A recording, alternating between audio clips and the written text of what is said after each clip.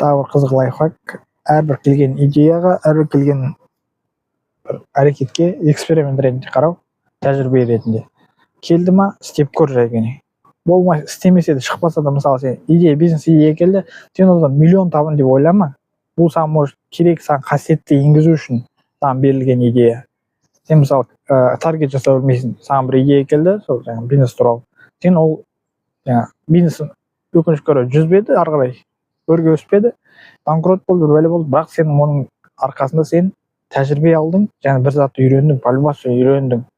Ол бір зат істеген, сен миыңда нейрондар қалыптасады, сен затты міндетті түрде үйренесің. Сол себептен әр затты эксперимент ретінде қара. Әр келген идея, келген бизнес идея, кез келген затты тәжірибе ретінде, эксперимент ретінде. Былай істесем қалай болады екен?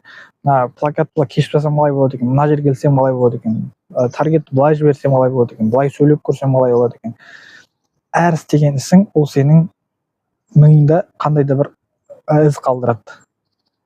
Және сен оны көресің, результатын көресің, былай істесем былай екен, камераға былай сөйлеуге болады, камераға былай қарамай сөйлеуге болады, одан аз просмотр болады, қарап сөйлесең көп просмотр болады деген сияқты саған миыңда бір ақпараттар қалыптасады, нейрондық связьдер, сен оларды қосып, аяқ жағында саған бір сый дайындап тұрған шығар. Сол себептен әр іске эксперимент, тәжірибе ретінде қара. Тағы бір лайфхак. Күнің сәтті өтсін.